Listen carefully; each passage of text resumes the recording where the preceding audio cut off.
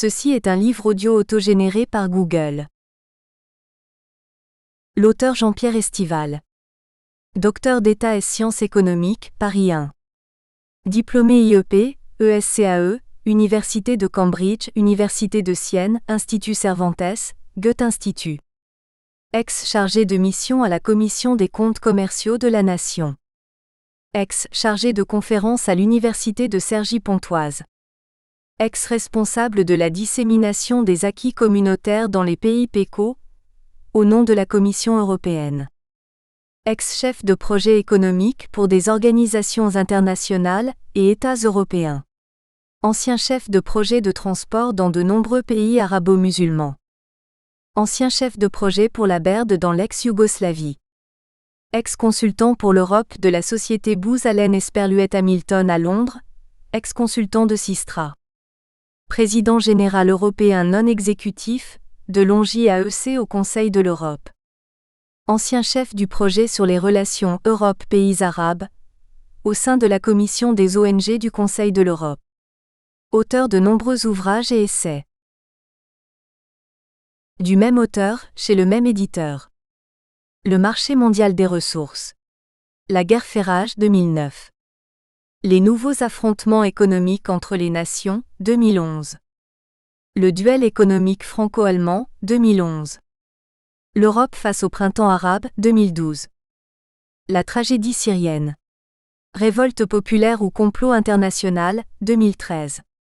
Le naufrage de l'islam politique à l'épreuve du pouvoir, 2013. Le monde arabo-musulman en pleine tourmente, 2014. Les ONG au secours des révolutions arabes, 2014. L'Occident peut-il vaincre définitivement Daesh, 2016. Le Moyen-Orient en feu face à un Occident impuissant, 2016. La malédiction des comptes extérieurs de la France, 2018, prix d'honneur du 32e prix Turgot. Dédicace à Michel. Pour que sa nombreuse famille connaisse prospérité et bonheur. À Jordi Marquet.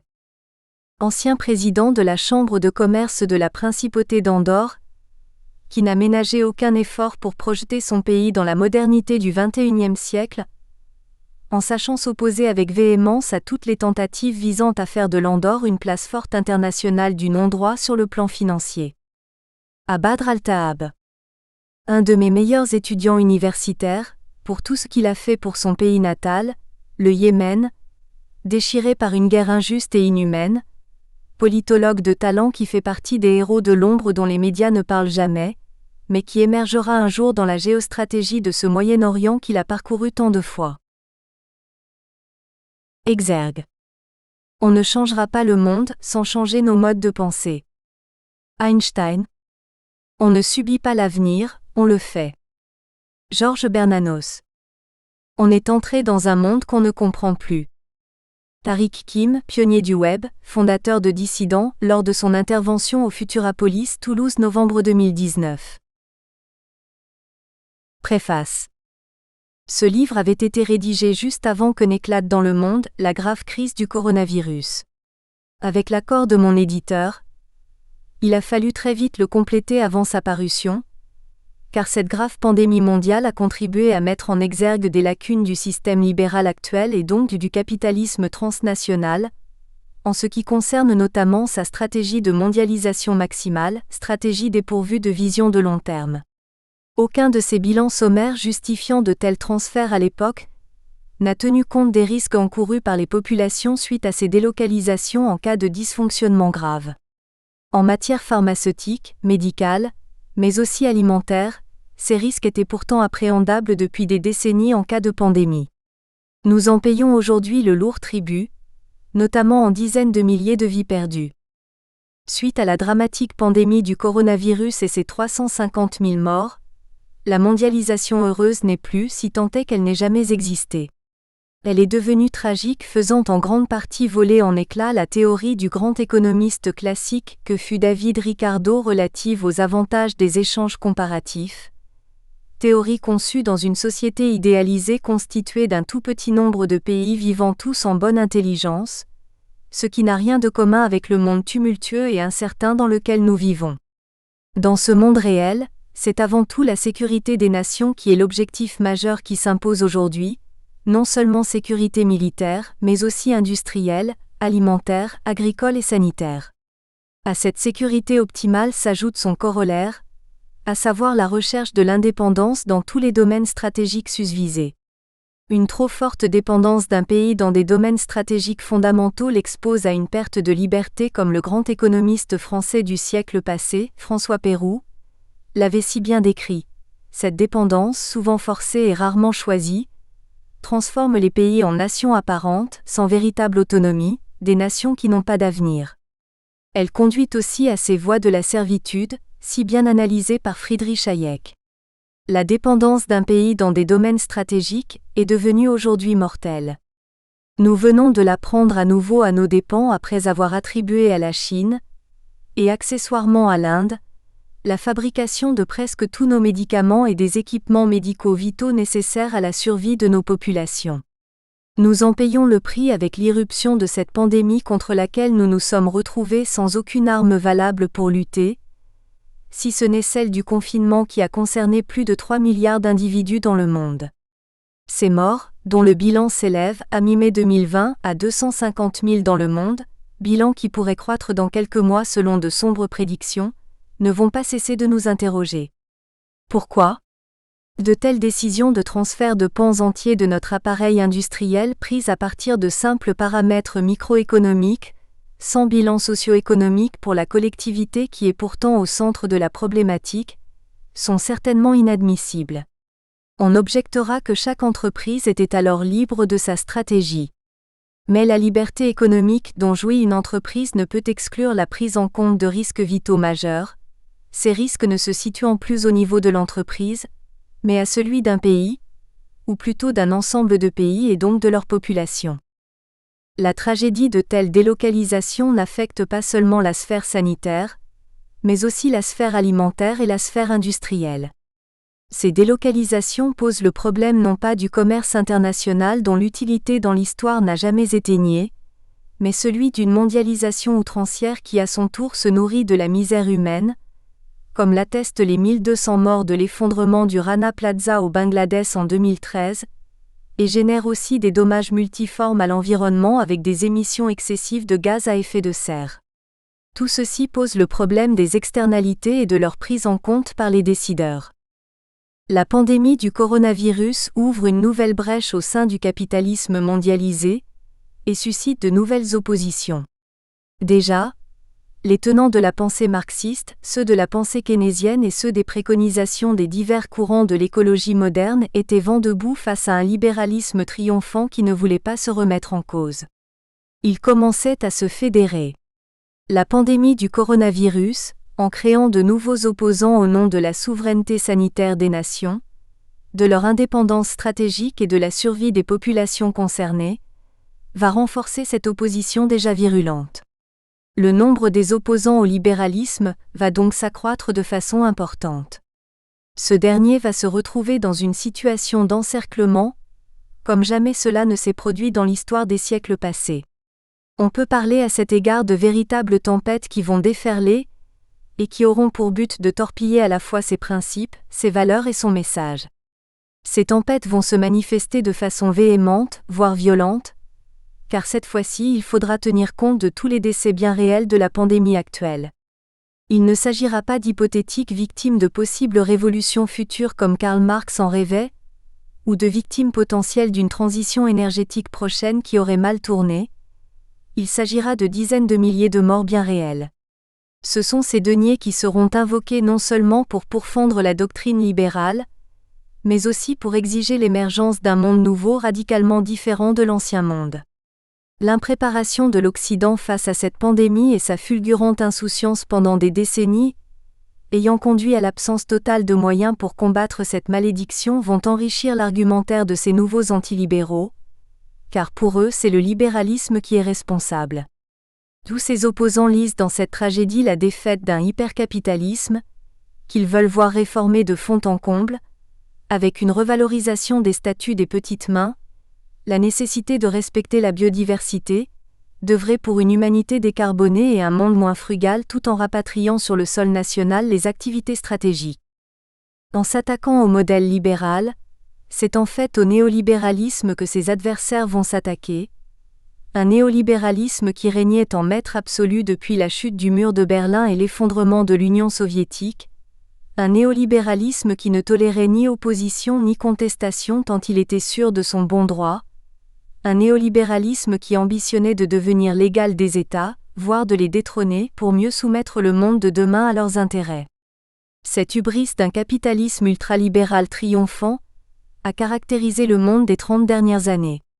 Mais la pandémie a été l'événement mondial qui portera un coup fatal au néolibéralisme. Les leçons de cette dernière crise seront nombreuses et les peuples se souviendront longtemps du prix fort qu'ils auront dû payer à cause de ces délocalisations dans des domaines stratégiques comme celui de la santé, délocalisations pour lesquelles ils n'avaient jamais été consultés. Ils se souviendront pendant longtemps que quand la grave pandémie s'est approchée d'eux, il n'y avait pas de masques car fabriqués ailleurs, pas de respirateurs car confectionnés aussi ailleurs, plus d'oxygène produit aussi hors de France et plus de gants venant de Chine. Ils se souviendront que face à cet ennemi invisible, ils n'ont eu comme seules armes que leur courage et leur indéniable volonté, devenant pour beaucoup des saints et des héros bergsoniens. La mondialisation heureuse magnifiée par tant de libéraux est derrière nous, et parmi ces nouveaux paradigmes, il y en a un qui va transcender la vie des nations, celui de la nécessaire souveraineté des peuples dans certains domaines vitaux. Les modèles économiques devront intégrer ce nouveau paramètre. Ces exigences nouvelles s'imposeront aux lois du marché, qui dans certains secteurs ne seront plus l'alpha et l'oméga des décisions économiques. Il en sera de même du nécessaire détricotage de certaines chaînes de valeur trop complexes, qui ne correspondent plus aux nouveaux critères de sécurité et d'indépendance nationale.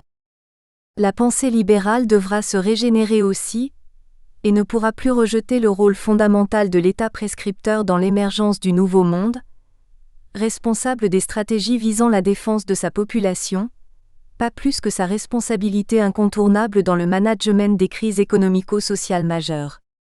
La pandémie nous a aussi montré la vulnérabilité fulgurante du capitalisme mondialisé.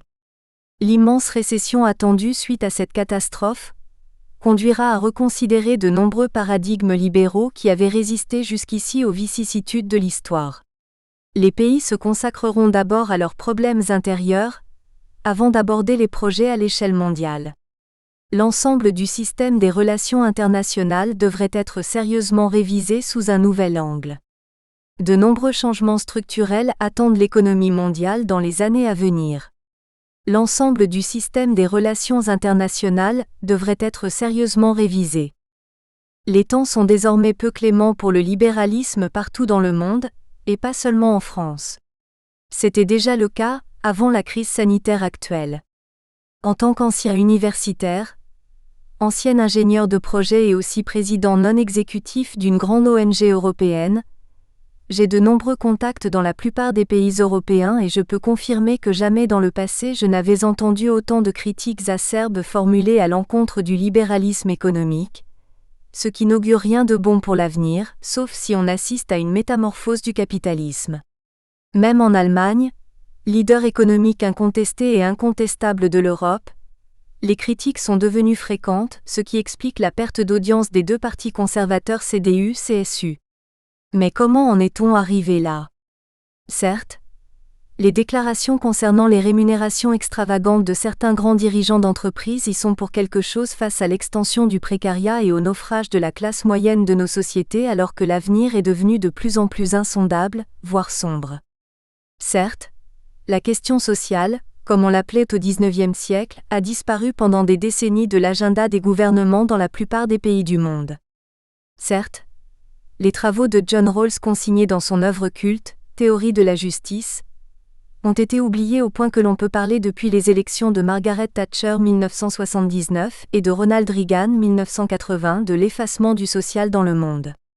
Certes, les délocalisations accélérées de grandes entreprises ayant entraîné dans certains pays la disparition de pans entiers du secteur industriel, et donc l'émergence d'un chômage de masse, ont joué un rôle de déstabilisation. La France a bien connu cette situation. Il est vrai que pendant des décennies l'évolution de l'économie a été guidée par les forces aveugles du marché, devenues l'alpha et l'oméga de toute politique économique. Pour certains, elles étaient même les forces impersonnelles du marché. L'existence d'entreprises mondialisées échappant au contrôle de tout pays et menaçant même nos libertés individuelles, pourtant ciment de toute démocratie, explique aussi ce sentiment de malaise souvent partagé à l'égard du libéralisme. L'explosion des inégalités un peu partout dans le monde a été un des puissants déclencheurs de cette inquiétude, même si en France les inégalités n'ont pas fortement progressé depuis 1984 d'après les dernières analyses de l'INSEE. La logique comptable, clé de voûte du libéralisme, est maintenant contestée. Le bonheur de l'homme peut-il découler seulement d'une logique comptable imposée au niveau national ou européen ? Mais le libéralisme est-il seul coupable de telles évolutions ? Peut-être pas entièrement, car les responsables politiques ont aussi une part de responsabilité. Le libéralisme selon les époques, les pays et les circonstances a présenté plusieurs facettes que cet ouvrage retrace, sans oublier le tournant à 180 degrés que viennent d'entreprendre les conservateurs anglais. Le seul dénominateur commun à ces différentes politiques libérales est celui de la recherche et de la défense de la liberté de créer, d'entreprendre et de se sentir responsable. Par ailleurs, en tant qu'économiste et ingénieur ayant eu la responsabilité de manager de nombreux projets d'infrastructures dans le monde pour le compte de grands organismes internationaux, il me paraît injuste de rendre le libéralisme responsable de tous les maux de nos sociétés. Celui-ci a été souvent porteur de progrès, lequel, en termes économiques, signifie croissance, augmentation de revenus moyens, création d'emplois et de valeurs, ascension sociale, éducation pour tous, ouverture prometteuse sur un secteur tertiaire inaccessible jusque-là. Combien de murs d'ignorance et de pauvreté endémique ce libéralisme a pu abattre pour offrir des perspectives plus radieuses aux populations, dans nombre de pays émergents ?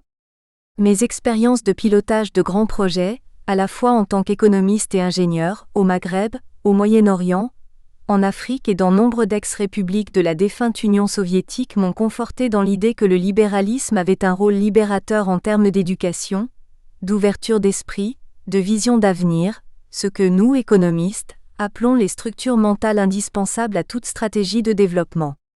En abattant des murs séculaires de contraintes, d'ignorance, voire d'obscurantisme dans ces pays émergents, le libéralisme a été l'élément déclencheur de progrès quantitatifs et qualitatifs. Je ne connais pas de système alternatif crédible qui puisse se substituer au libéralisme, et je n'en ai trouvé nulle part dans le monde. J'ai eu la chance, dans les années 1980, en tant qu'expert, d'avoir été immergé à 4 longues reprises dans l'univers hallucinant de l'Empire soviétique alors sur le déclin. J'ai compris combien un système absolu d'égalité imposé par la force entre citoyens constituait un facteur d'inertie, d'absence totale de croissance, de corruption endémique et donc de collapse précoce. Pourquoi faire tant d'efforts quand tout est planifié, quand tout est octroyé sur la base de critères non économiques ? L'Union soviétique est morte de cela, et rien que de cela. Je l'ai vu agoniser pendant de longs mois à Kiev en 1990 alors que l'ancien monde et ses structures s'écroulaient chaque jour un peu plus. Mais à l'opposé, surgissant de l'ombre, naissaient spontanément des micro-initiatives répondant à de vrais besoins bien identifiés que personne n'aurait alors osé dénoncer, tant les besoins non couverts étaient alors prégnants. J'ai vu alors renaître le vrai libéralisme à visage humain, celui reposant sur la liberté et la responsabilité individuelle. J'ai alors compris que le libéralisme était consubstantiel à l'homme, à sa nature propre. C'est pourquoi si je suis d'accord avec certaines propositions d'économistes, visant à introduire dans nos sociétés une meilleure dose d'égalité, pas seulement de revenus, mais surtout de chance, je ne peux m'empêcher de prétendre qu'un tel dosage doit être bien calibré et optimisé pour éviter de tomber dans les ornières de la société égalitariste de type soviétique. Il existe une zone optimale d'égalisation des chances qui est à rechercher dans toute société et en ce sens toute approche de cet optimum est susceptible d'accélérer la croissance, mais au-delà de cette zone ce sont des effets contraires qui se manifestent. La connaissance de cette zone optimale est capitale. Si le combat pour une meilleure égalité n'est pas correctement borné, il peut se transformer implicitement en un combat contre la liberté de création, d'innovation, de choix d'activité. Ce nouveau combat, si aucune ligne rouge n'est posée, pourrait facilement faire basculer nos démocraties vers des régimes que nous pensions abolis, non seulement ceux que Friedrich Hayek avait vilipendés de son temps, mais tout simplement vers ceux plus récents qui se sont écroulés en 1990. La liberté d'entreprendre doit être certes canalisée si elle se révèle contraire au bien public, ce qui est le cas aujourd'hui avec les tentaculaires GAFA, ou avec les délocalisations d'entreprises dont la production est nécessaire à la survie d'une population. Il est certain que face aux crises sanitaires, écologiques et sociales, le capitalisme doit évoluer. Joseph Schumpeter l'avait affirmé quand il prétendait qu'entreprendre consiste à changer l'ordre existant. Son nouveau dessein sera d'avoir une finalité plus inclusive et sociétale, la maximisation des profits ne pouvant plus être son seul fil conducteur. Il doit repenser de fond en comble la mondialisation, dont les effets pervers ont été mis en relief par la terrible pandémie du coronavirus et par les dommages déjà causés à l'environnement. Il convient toutefois de faire une distinction capitale, rarement faite de la part des contempteurs du libéralisme, entre les excès légitimement critiquables de ce que J. appelle dans ce livre le néolibéralisme de type mondialiste, ultralibéralisme représenté par certaines entreprises géantes capables de déjouer les législations nationales et les règlements internationaux et les vertus du libéralisme historique, respectueux des libertés et des règles nationales et internationales, celui de millions de petites et moyennes entreprises qui en sont le vrai visage de par le monde. Ce sont ces dernières qui constituent le socle essentiel du tissu économique de tous les pays occidentaux. Elles génèrent l'essentiel de la valeur ajoutée de ces pays. Sans elles, la vie économique serait impossible. Il ne faut pas oublier que, selon Eurostat, 93% des entreprises de l'Union européenne comptent moins de 10 salariés. Force est de constater que ce sont toutes ces petites et moyennes entreprises qui non seulement font fonctionner l'économie, mais aussi innervent par leur implantation l'ensemble des territoires dont elles assurent la cohésion. En tant qu'économiste, je pense indispensable de ne pas mélanger ces deux catégories d'entreprises. Or, nombre de critiques contre le libéralisme ne concernent pourtant que la sphère des grandes entreprises mondialisées. Il faut, pour être juste, ne pas pourfendre les petites et moyennes entreprises, mais au contraire les défendre. Les principales critiques proférées contre le libéralisme ne les concernent pratiquement pas.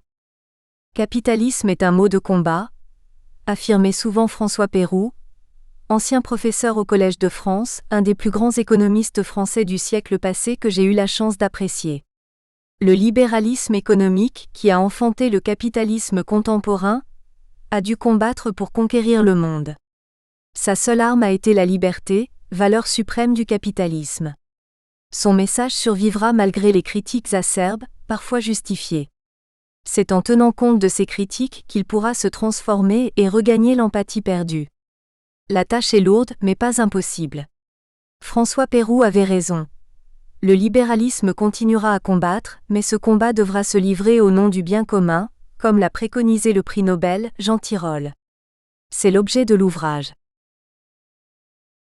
Introduction. Un libéralisme économique critiqué qui doit être redéfini dans un sens plus inclusif pour survivre. Beaucoup de têtes de liste lors des dernières élections européennes en France ont récusé le qualificatif de libéral, comme s'il s'agissait d'une relique barbare qui porte malheur. Ce signe est révélateur et il est l'aboutissement d'une décennie de campagnes véhémentes qui ont cherché à attribuer les dysfonctionnements du monde à ce corpus doctrinal qui depuis des siècles a inspiré et structuré les politiques économiques. Alors que ces critiques s'adressaient avant tout aux grandes entreprises mondialisées, les adversaires antilibéraux feignent d'ignorer que ce sont avant tout des millions de petites et moyennes entreprises qui constituent de par le monde les fondements du système capitaliste contemporain, et en conséquence, on ne peut leur reprocher les excès des grands groupes.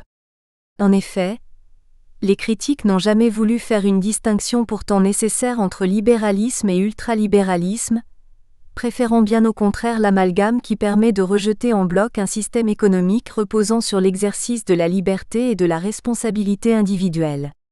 On ne peut cependant nier que le libéralisme, pendant des siècles et à quelques rares exceptions, a présidé au gouvernement des nations. Toutefois, depuis la crise des subprimes, il est devenu la cible de critiques féroces et permanentes. Ce corpus doctrinal est jugé par ses contempteurs complètement inadapté à la gouvernance de nos sociétés contemporaines complexes, de plus en plus instables, souvent inégalitaires et en proie à un triple cataclysme climatique, sanitaire et sociétal. Certains se complaisent à annoncer sa mort prochaine sans préciser, il est vrai, par quel système le remplacer.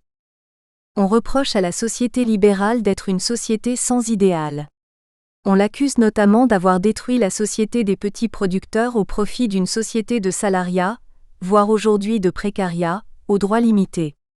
C'est oublier que la grande armée d'artisans et de TPE-PME constitue toujours le socle fondamental de l'économie de tous les pays démocratiques, permettant à des millions d'hommes de développer leurs talents, leurs capacités, leur sens de responsabilité et leurs qualités personnelles. Ce sont eux qui sont les acteurs du vrai libéralisme et l'incarnation du projet libéral, lequel a su résister aux épreuves de l'histoire. Le corpus doctrinal marxiste qui le contestait en permanence pendant une grande partie du siècle passé, et qui rêvait de l'éradiquer, s'est effondré avec l'Union soviétique. Mais la pensée marxiste n'est pas morte pour autant, et c'est en Occident qu'elle se maintient et continue le combat des idées, un combat acerbe et agressif. Cependant, à compter de la grande crise de 1929, un autre corpus doctrinal est venu contester la suprématie des théories libérales, à savoir la théorie keynésienne, niant l'existence de l'équilibre économique, corpus de concepts et d'idées qui a fondé la macroéconomie moderne. Postulant que les équilibres des théoriciens libéraux n'étaient que des équilibres de sous-emploi, Keynes a conçu un modèle fondé sur l'objectif du retour au plein emploi dont la démonstration a été développée dans sa théorie générale. Cette théorie a bouleversé l'ensemble des principes et outils utilisés par les économistes libéraux. Ces derniers, appelés néoclassiques, n'ont pas tardé à répliquer, démontrant à leur tour que la théorie keynésienne ne pouvait pas s'appliquer à nombre de situations spécifiques dans le monde, et que de plus, il n'était nullement démontré qu'une relance financée par l'endettement engendrait automatiquement une croissance pérenne. Depuis près d'un siècle, les deux théories se sont opposées. Jusqu'en 1970, la théorie keynésienne a semblé l'emporter, mais depuis les années 1970, les théories libérales classiques et néoclassiques ont regagné un certain avantage sans que pour autant la guerre des idées soit vraiment terminée. Les crises traversées par le système capitaliste démontrent qu'une relance keynésienne peut s'avérer justifiée à condition de bien paramétrer le niveau de la demande supplémentaire injectée dans l'économie et de choisir les secteurs impactés. Mais il faut garder à l'esprit que nombre de ces tentatives n'ont pas été couronnées de succès, et toutes ont par ailleurs creusé l'endettement des États. Cependant, il faut aussi remarquer qu'en cas de crise grave, c'est désormais vers Keynes et vers lui seul que l'on va chercher les solutions. C'était le cas en 2008 et à nouveau en 2020. C'est sa doctrine qui est alors plébiscitée. Pour certains, Keynes est considéré comme le sauveur du système capitaliste, empêchant son effondrement complet au grand désespoir des adeptes du marxisme et de certains adeptes d'une écologie de l'extrême. Alors que le débat entre ces deux écoles de pensée concurrentes se poursuit, les théories libérales dites classiques privilégiant la microéconomie, les théories keynésiennes privilégiant au contraire la macroéconomie, un autre défi de taille s'est manifesté. Il s'agit du défi lancé par les adeptes d'un nouveau corpus doctrinal encore non finalisé, afférent cette fois à l'écologie. Son objectif concerne la défense de la Terre, la prise en compte des échéances climatiques et la définition du contenu de la phase de transition qui s'impose. D'ores et déjà, prédominent dans cette nouvelle idéologie deux idées phares qui risquent de bousculer les principes bien établis des théories libérales. La première thèse est celle de la décroissance déjà envisagée par Malthus, systématisée en 1970 par le Club de Rome, mise ensuite en sommeil et qui apparaît à nouveau dans le cadre des revendications actuelles. Greta Thunberg a popularisé cette vision du monde, lors du dernier sommet de l'ONU pour le climat en ridiculisant ce conte de fées de la croissance éternelle, et en prenant fait et cause pour la décroissance. Tous les écologistes ne soutiennent pas ces positions extrêmes, mais nombre d'entre eux aspirent à un développement maîtrisé, fort différent du modèle capitaliste actuel. La seconde idée phare est celle exprimée par Nicholas Stern, professeur à la London School of Economics, qui propose un découplage entre croissance économique et émissions de gaz à effet de serre, GES, tendance déjà amorcée mais qui doit être accélérée. Même si ces deux idées sont loin d'être équivalentes, puisque l'une aboutit à la décroissance tandis que l'autre aboutit au contraire à une croissance sélective, il n'en reste pas moins qu'elles bousculent toutes deux les principes du libéralisme économique, restreignant désormais la liberté de choix de l'entrepreneur aussi bien au niveau de la production qu'à celui des moyens de production à mettre en œuvre. Elle modifie aussi l'essence même de la pensée des théoriciens classiques pour qui la recherche de la maximisation du profit de l'entrepreneur constituait l'alpha et l'oméga de sa mission. L'émergence de cette nouvelle théorie encore bouillonnante relative à l'évolution de notre planète, et donc aux choix impératifs à opérer, a été l'occasion de proférer de violentes critiques contre certains excès du libéralisme. Alors que les théoriciens keynésiens ont attaqué les fondements théoriques de la théorie libérale, les écologistes ont fustigé les objectifs du système capitaliste ainsi que ses retombées matérielles. Sans attendre une adaptation théorique des principes du corpus doctrinal libéral, les entrepreneurs ont cependant réagi avec vigueur et ont proposé une modification de l'objet traditionnel de l'entreprise en y incluant désormais des objectifs sociétaux et écologiques, et en suggérant de devenir un partenaire actif et responsable de la vie de la cité. Ainsi, le capitalisme est en train de se métamorphoser. Plus qu'une inflexion, il faut parler d'une évolution radicale du corpus doctrinal.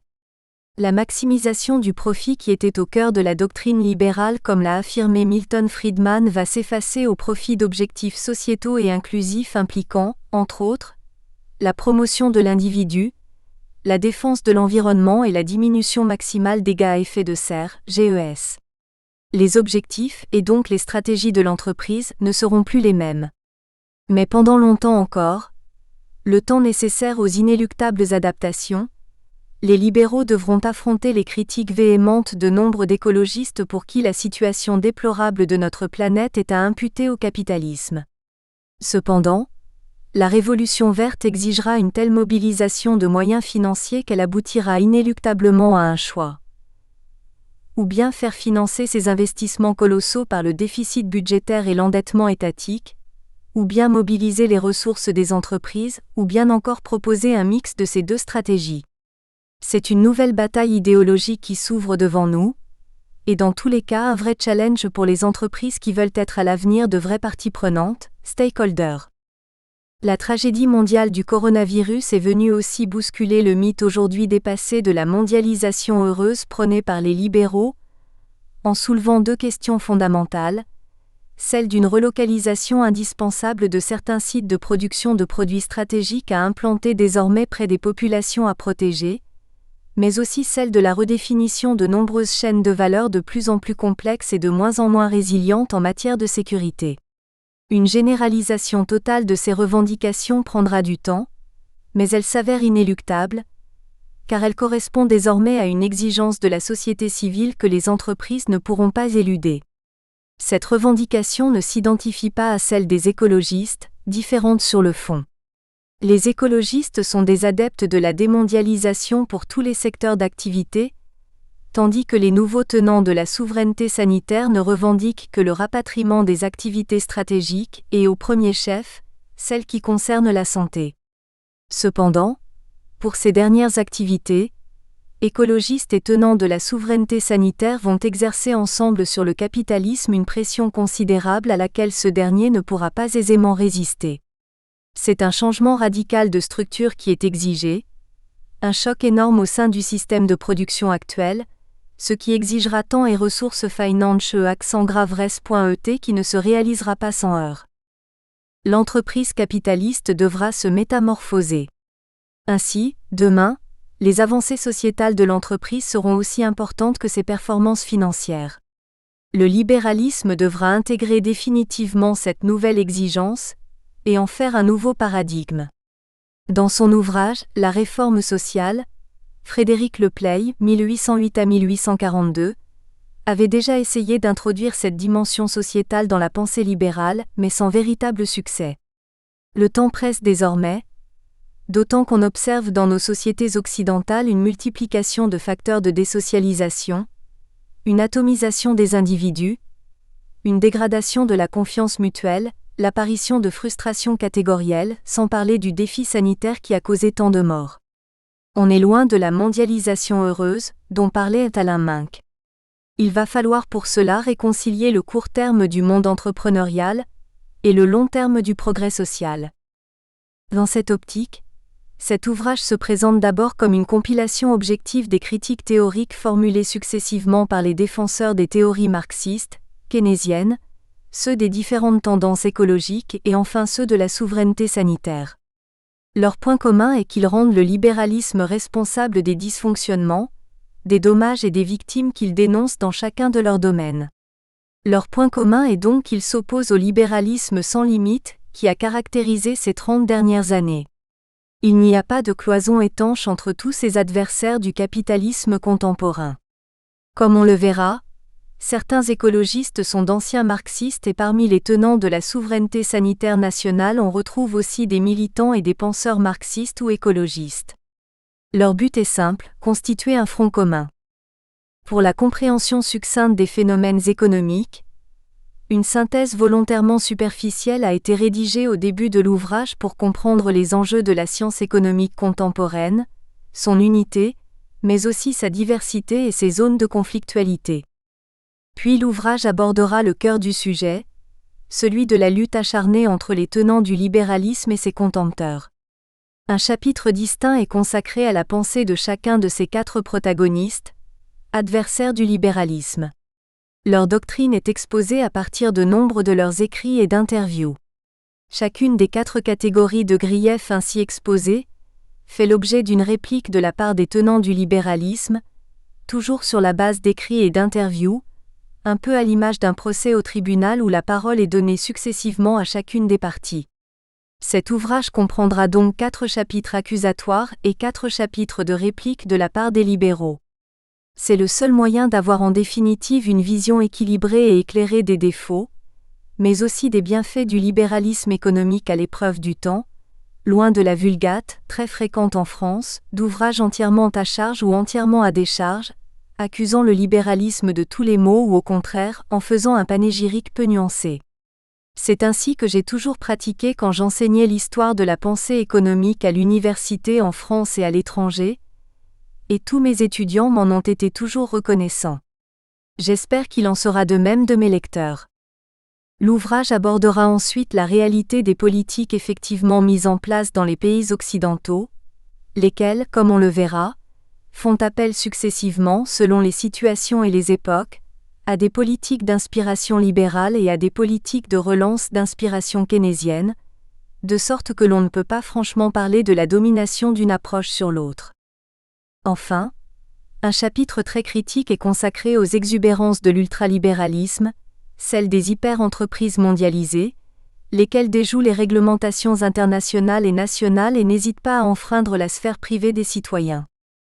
La conclusion met l'accent sur l'indispensable distinction à faire entre le comportement condamnable des grands groupes mondialisés et celui exemplaire de millions de petites et moyennes entreprises, TPE-PME, qui constituent de par le monde le socle fondamental du capitalisme contemporain et pour lesquels les critiques adressées globalement au libéralisme économique sont totalement inappropriées.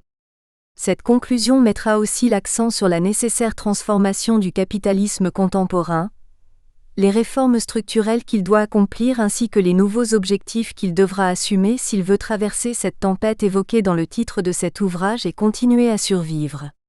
Cette tempête est en effet violente. Chapitre 1. Une science économique complexe et écartelée entre de nombreux courants contradictoires. Les économistes qui ont promis la prospérité pour tous ont échoué. Benjamin Appelbaum, économiste et éditorialiste au New York Times. Le manque de culture économique est très coûteux pour notre nation. Jean Tirole, prix Nobel d'économie en 2014. L'économie est une discipline jeune. En faisant abstraction des mentions du juste prix, de la monnaie ou de l'usure qu'on rencontre dans la Bible, chez Aristote ou saint Thomas d'Aquin, on peut considérer que les premiers écrits économiques datent du XVIe siècle avec l'avènement des mercantilistes. La question centrale des théories économiques est la question de la dynamique du changement. Quel est le moteur de l'économie ? Qu'est-ce qui l'a fait bouger? Qu'est-ce qui l'a fait évoluer?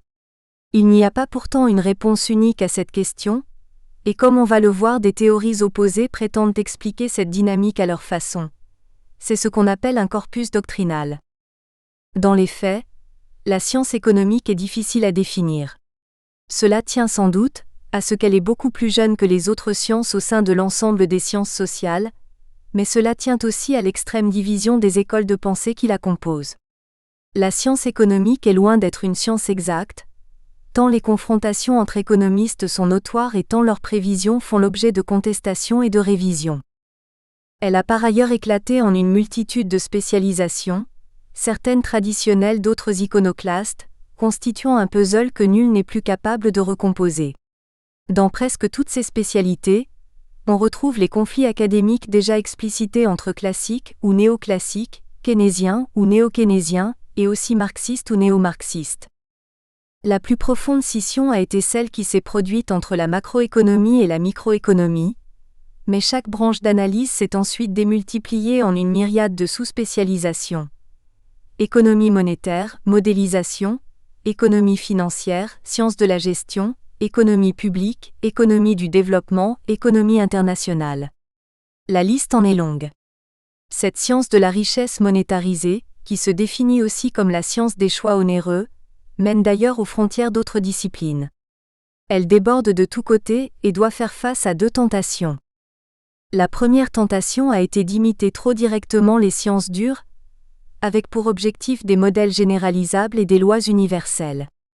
Le rêve de l'économiste a été de mettre l'économie en équation, tendance introduite par les marginalistes et systématisée par Gérard Debreu 1966, dans sa théorie de la valeur, lequel a élaboré le théorème de l'existence d'un équilibre général par rapport à un système de prix au sein d'une économie de propriété privée, et surtout par Maurice Allais, 2010, dans son traité d'économie pure. Ceci explique que le premier prix Nobel d'économie ait été attribué à Ragnar Frisch et Jean Tinbergen, deux économètres.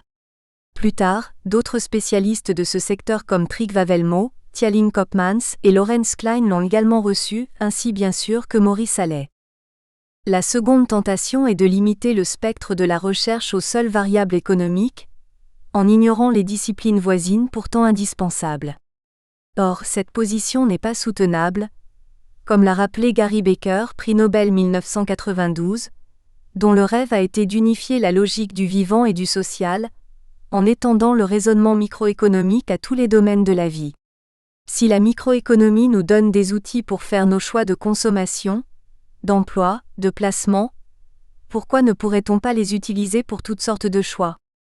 Dans son traité sur la famille, Gary Becker a présenté la famille comme une institution économique dans laquelle, selon lui, mari et femme essayent de maximiser par le mariage leur utilité et leur satisfaction. Ces tentations sont toujours omniprésentes au sein des sciences économiques, d'où un écartèlement permanent des économistes entre ces deux visions. Il faut ajouter à tout cela que, comme d'autres intellectuels, l'économiste vit le plus souvent coupé du monde dans une sorte de tour d'ivoire, avec peu d'expérience de la gestion d'entreprise et de pratique sur le terrain. Tout ceci explique que la science économique soit traversée par des théories divergentes sur presque tous les sujets, ce qui peut expliquer la défiance de certains. C'est ainsi que se sont développées trois conceptions déterministes de l'économie, à savoir dans l'ordre chronologique, la théorie libérale et néolibérale, la théorie marxiste et néo-marxiste, la théorie keynésienne et néo-keynésienne. La théorie libérale a été jusqu'en 1929 la seule théorie économique enseignée. Mais la crise gigantesque de 1929 qui n'avait pas été prévue a donné naissance à une théorie opposée, celle exposée dans l'œuvre monumentale de John Maynard Keynes en 1936 et qui fut une véritable révolution, à savoir, théorie générale de l'emploi, de l'intérêt et de la monnaie. Cette théorie a tenté d'expliquer l'économie de sous-emploi qui caractérisait selon lui le capitalisme à l'époque de la Grande Dépression, et Keynes a formulé des stratégies d'action nouvelles pour s'en échapper. Cette nouvelle théorie a éclipsé pendant près de 30 ans les théories dites classiques. Jusqu'aux années 1970, l'économie a donc été dominée par les idées keynésiennes auréolées par l'analyse magistrale de la crise de 1929, et l'expérience des 30 Glorieuses dont on a attribué trop facilement la réussite aux disciples de Keynes, notamment en ce qui concerne le recours systématisé à l'endettement. Cependant, la crise des années 1970 a marqué le déclin de la pensée keynésienne, les stratégies de relance financées par le déficit budgétaire ayant eu un succès mitigé malgré leur caout astronomique pour les finances publiques. Depuis 1990, le corpus doctrinal du monde libéral a connu à nouveau des années de succès, d'une part en raison de la chute du mur de Berlin qui a symbolisé la fin de l'idéologie marxiste appliquée à l'économie, et d'autre part parce que les théories keynésiennes se sont souvent avérées inadaptées.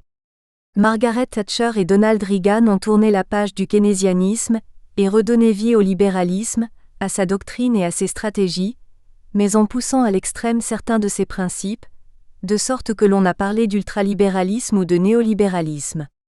Ce fut l'époque où l'économiste américain Robert E. Lucas a pu déclarer que, dans les séminaires de recherche, la théorisation keynésienne n'était plus prise au sérieux.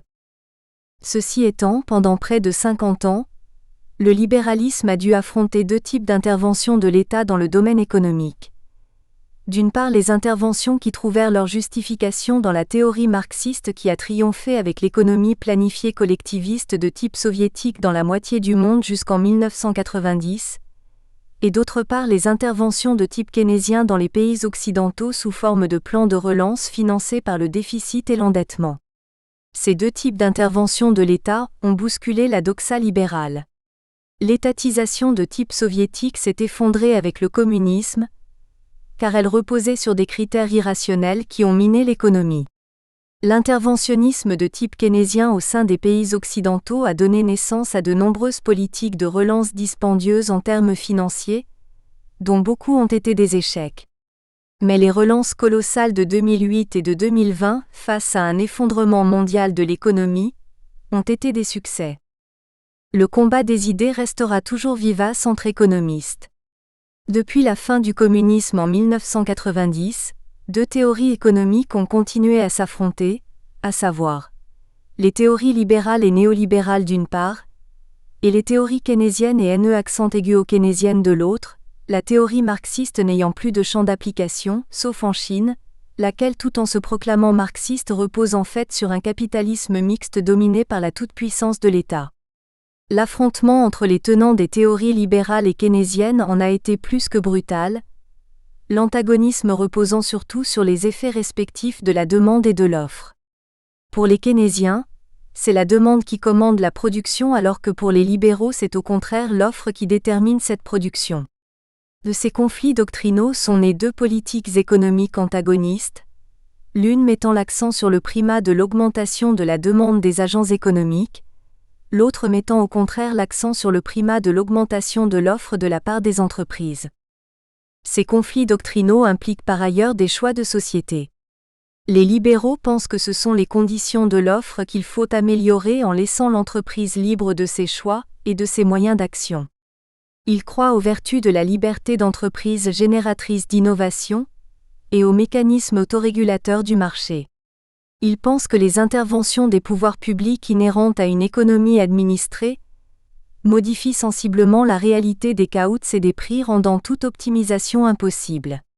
Ils estiment qu'une économie performante repose sur une intervention étatique minimale. Ils sont avant tout en faveur des grands équilibres, à commencer par celui de l'équilibre des comptes. Pour ces raisons, les libéraux sont souvent appelés austériens par leurs opposants, car ils mettent l'accent sur une limitation volontariste des dépenses publiques dont l'efficacité marginale est pour eux moins grande que celle de dépenses privées. La politique de l'offre mise en place en France depuis plusieurs années, et qui avait permis un recul du chômage à 8,1% à la fin de 2019, a constitué une performance jamais vue depuis 2008. Elle donne du crédit à la politique de l'offre. Ceci s'explique par le fait que les gains de productivité ne sont dorénavant plus suffisants, et que la poursuite de la croissance ne peut se faire qu'avec de nouvelles embauches. À l'opposé se retrouvent les keynésiens, partisans permanents de l'accroissement de la dépense publique en vue de relancer la croissance et donc de retrouver une situation de plein emploi. En partie, et en partie seulement, Les présidents Donald Reagan et Donald Trump ont usé de cette stratégie pour relancer croissance et plein emploi, et ils ont sur ces points atteint leur objectif, en creusant cependant toujours plus le déficit budgétaire qui nourrit à son tour l'endettement. Ces thèses, bien que contradictoires, avaient cependant un fondement commun, chacune faisant appel à une certaine rationalité des comportements humains. Cependant, d'autres économistes dits comportementalistes, se référant à la théorie des jeux, ont prétendu qu'il existait de nombreuses irrationalités dans le comportement des agents économiques, et ont rejeté aussi bien les théories classiques que keynésiennes s'efforçant d'élaborer en conséquence d'autres théories économiques. C'est dire que le spectre des théories économiques n'a jamais été aussi grand et aussi complexe. Allant beaucoup plus loin, certains théoriciens contemporains prétendent qu'il est même possible de concevoir une économie sans marché, à savoir une économie dans laquelle les prix, en particulier le signal-prix, n'auraient plus d'utilité. Déjà, l'économie planifiée de type soviétique avait élaboré un système économique dans lequel les prix étaient décidés au niveau central et déconnectés de la réalité du terrain. Ils étaient fixés par le pouvoir central en fonction de considérations politiques étrangères à la réalité économique, des caouts réels. De tels concepts d'économie sans marché, et donc sans référence à un coût authentique, peuvent nous étonner. Or aujourd'hui, des économistes ont théorisé une économie dite ubérisée, prétendant que dans un open space les transactions peuvent se passer de marché.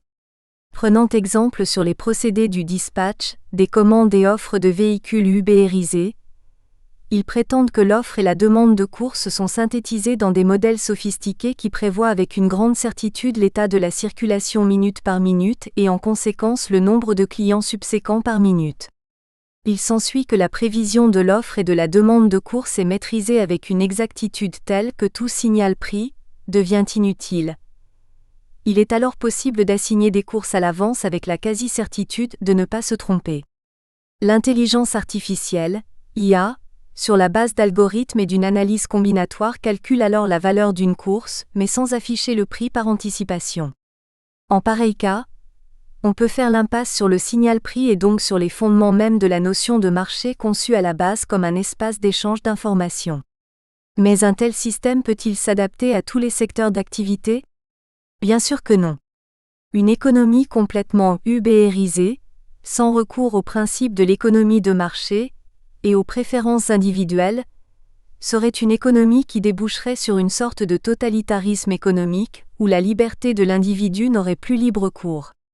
On se souvient de la célèbre phrase d'Edward Deming, « In God we trust, everyone else bring data ». Nous croyons en Dieu, mais que toute autre personne apporte des données. Cette phrase plane comme une épée de Damoclès sur l'avenir de l'humanité, prête à être aspirée par les algorithmes de demain. Bien au contraire, les théoriciens classiques libéraux ont fait du marché le cœur même de leur théorie. Déjà, pour Friedrich Hayek, chef de file de l'économie autrichienne, le marché était synonyme d'échange d'informations au bénéfice des citoyens. Pour lui, comme pour beaucoup d'économistes classiques, le marché était donc un catalyseur d'informations véhiculées par des individus divers qui nécessairement avaient des objectifs dissemblables. Le marché boursier est un exemple de cette situation. En ce sens, tout changement de prix sur le marché permet de véhiculer une information pour satisfaire au mieux les besoins de chacun. C'est avant tout un domaine où se coordonnent et s'échangent de façon non contraignante les informations qui permettront l'apparition d'un prix d'équilibre. Hayek croyait en cette vertu de catalaxie, c'est-à-dire d'échange. Le combat des idées économiques n'est cependant pas terminé, il s'est ravivé même si la pensée libérale est à nouveau dominante. Il suffit de rappeler les critiques acerbes formulées par les économistes non libéraux à l'égard du libéralisme. Nul économiste n'y échappe, pas même Jean Tirole, prix Nobel d'économie 2014 et auteur de l'ouvrage « L'économie du bien commun ».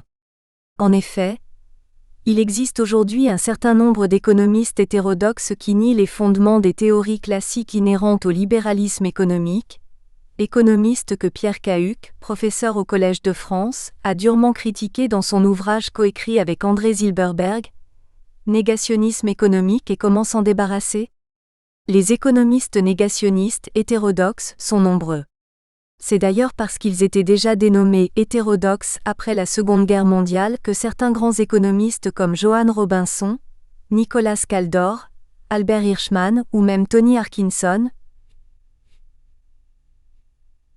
pionniers de l'étude des inégalités au sein de nos sociétés, ont été décriés et privés de prix Nobel. En France, au sein du groupe d'économistes qui mettent en doute les principes fondamentaux de l'économie classique, on trouve le Cénacle des économistes atterrés coordonné par Henri Sterdignac et Benjamin Coria auquel s'est joint Éric Baird. Ils se sont regroupés au sein d'une association créée le 22 février 2011 qui comprend des chercheurs, des universitaires et des experts en économie. L'objet de l'association consiste à animer la réflexion collective, opposée à l'orthodoxie néolibérale. Bien que certains membres de l'association se revendiquent antilibéraux et anticapitalistes ou altermondialistes, le mouvement a trouvé un écho au-delà de l'extrême gauche. Philippe Askenazi, Thomas Coutreau et Henri Sterdignac ont ainsi publié en 2010 une tribune dans le journal Le Monde, dans lequel ils ont procédé à une présentation critique de 10 postulats inspirant selon eux les décisions des pouvoirs publics partout en Europe, et en contrepartie, ils ont soumis 22 contre-propositions. 5 ans après leur première publication, ces économistes ont rédigé un autre manifeste, Nouveau manifeste des économistes atterrés, édition Les liens qui libèrent, dans lequel ils accusent la pensée libérale d'utiliser des modèles mathématiques reposant sur des hypothèses irréalistes, faisant le jeu de l'intégrisme économique néolibéral. Allant plus loin, ils accusent ce corpus doctrinal de participer au délitement d'une partie de la population. Pour eux, le schéma néolibéral est simple. La politique néolibérale qualifiée d'ordolibéralisme conduit au chômage de masse et à la stagnation sans pour autant réduire la dette publique, affirmation démentie pourtant par la réussite de la croissance allemande des 20 dernières années. Pour eux, il faut augmenter sans hésiter les dépenses publiques, les salaires et les prélèvements fiscaux sur les plus aisés. Ils n'hésitent pas à faire l'éloge de la dette publique avec laquelle ils pensent pouvoir réindustrialiser la France et retrouver le plein emploi. Ils ont par ailleurs une aversion à l'encontre du productivisme, et récemment ils ont décidé d'intégrer dans leur corpus la défense de l'écologie. Selon leur schéma de pensée, la recherche de la productivité doit s'effacer devant l'impératif de l'écologie. Ils se sont même éloignés des principes libéraux de l'Union européenne, qui, selon eux, ont jusqu'ici permis à des pays membres comme le Luxembourg ou d'autres pays liés à l'Union comme la Suisse, de profiter pleinement du commerce avec leurs voisins en siphonnant leurs revenus fiscaux, jeu maléfique et dangereux. Enfin, ils accusent les théoriciens libéraux d'avoir défendu en 2008 la thèse de l'efficience des marchés financiers en prônant la déréglementation. Pour eux, cette science économique néolibérale doit être condamnée. Pourtant, David Thémard et Austin Landier avaient publié en 2007 dans le journal Les Échos, peu avant la crise des subprimes, un article remarquable dont le titre était « Le négationnisme n'aura pas lieu ». Mais il a bien eu lieu et survit encore fort bien, en France notamment. Pour être complet, il faudrait aussi citer la théorie de l'économie sociale et solidaire ou ESS qui a longtemps été une utopie au sens d'une pensée nouvelle qui n'a pas de lieu d'existence. Cette utopie s'est pourtant concrétisée au siècle dernier en termes économiques et politiques, dans la foulée des théories développées par Michel Foucault qui a créé le concept d'hétérotopie, au sens d'une idée qui a un lieu pour exister et qui n'est plus une utopie. Seulement, selon lui, cette économie a été marginalisée par la société comme tous les sites que la société repousse de son centre pour des motifs inavouables. C'est une autre façon d'entreprendre, c'est une économie qui obéit à d'autres règles. On peut comprendre combien la science économique est écartelée, et combien il est difficile d'en déduire une vérité incontestée. Les événements des dernières années ont bousculé aussi dans chaque camp des certitudes que chacun croyait acquises. La confusion des esprits est grande, car les événements ne se produisent plus comme le prévoyaient les diverses théories qui semblaient inattaquables. Les phénomènes semblent échapper aux fondements doctrinaux des deux grandes théories. Les taux d'intérêt sont devenus négatifs, témoignant d'une irrationalité totale des comportements économiques, pouvant éradiquer à terme la notion d'épargne. Leurs effets sur le long terme s'avèrent incalculables, car aucune expérience historique n'existe réellement dans ce domaine. Peut-être est-ce une aventure collective d'apprentis sorciers. L'inflation a pratiquement disparu alors que la situation proche du plein emploi aux États-Unis, fin 2019, et en Allemagne, fin 2019, aurait dû au moins raviver l'inflation salariale comme le prévoyaient les grands économistes que furent John Maynard Keynes et Alban William Phillips. Il n'en est rien. Pis, les quantités de monnaie injectées par la BCE dans le cadre de sa politique accommodante auraient dû, elles aussi, raviver l'inflation par simple application de la théorie quantitative de la monnaie. Il n'en est rien, et les théories d'Irving Fisher et de Milton Friedman ont perdu de ce fait de leur crédibilité. Le chômage a diminué en France en 2019 alors que la croissance diminuait. Paradoxe plus qu'inquiétant.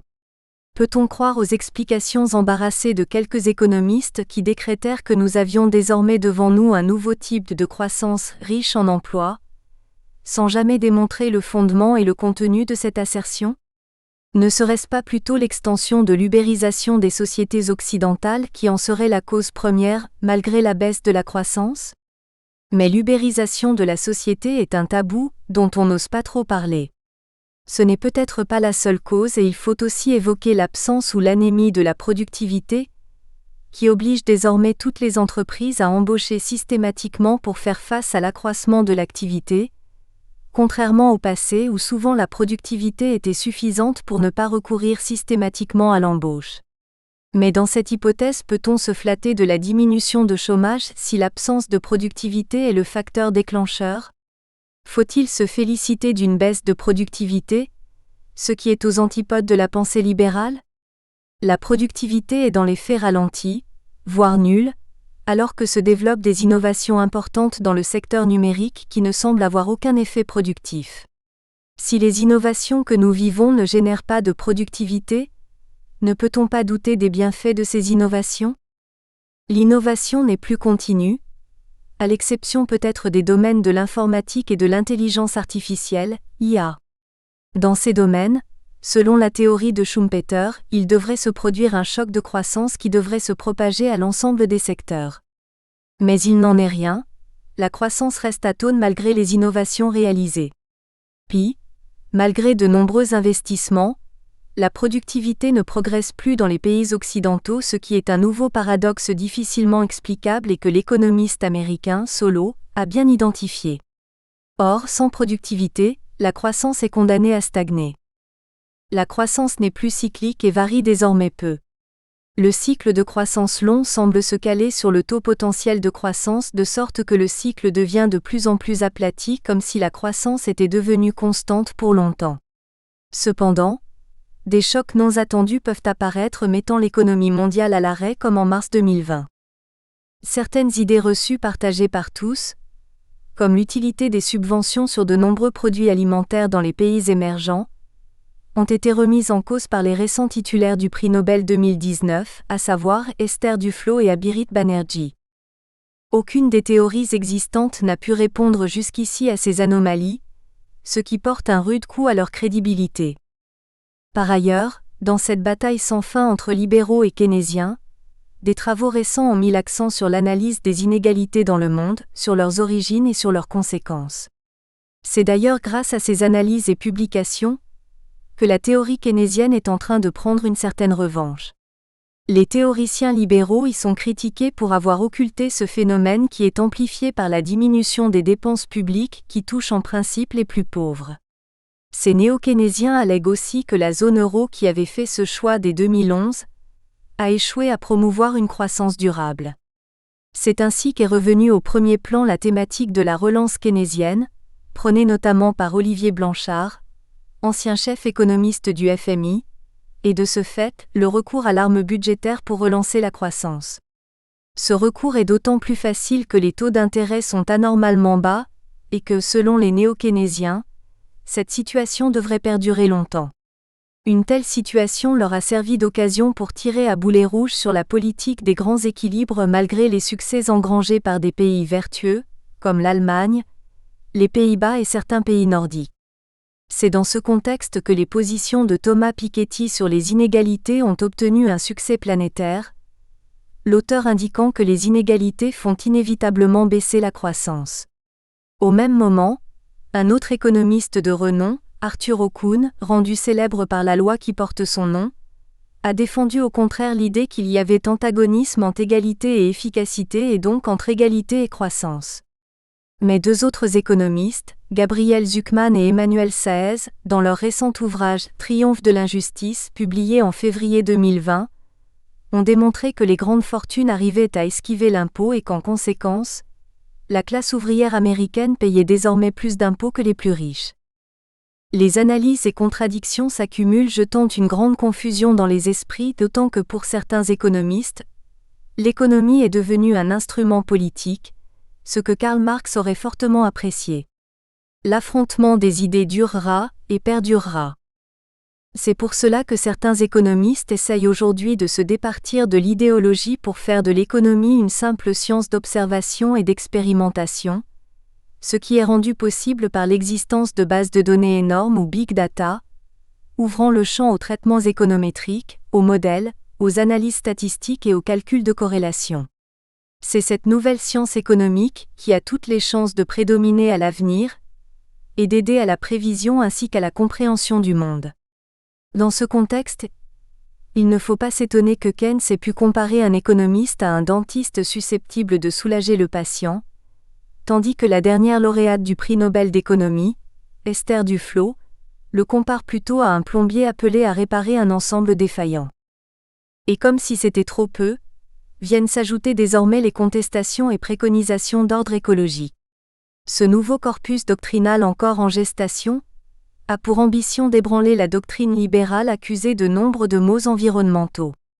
Ce corpus vise à établir une croissance de type nouveau plus frugale en rejet de gaz à effet de serre, GES, ce qui remet en cause nombre de paradigmes de l'économie libérale, notamment la problématique de la croissance des échanges internationaux. Jusqu'ici, ces derniers étaient considérés comme un stimulant à la croissance mondiale. Mais Nicolas Hulot n'a-t-il pas affirmé que le libre-échange est à l'origine de tous les problèmes écologiques ? Le localisme est devenu un thème à la mode remettant en cause le fonctionnement de l'économie mondiale. Démondialiser l'économie devient pour les écologistes une nécessité. Nous espérons que vous avez apprécié cet aperçu. Pour continuer à écouter ce livre audio sur Google Play Livres, utilisez le lien dans la description de la vidéo.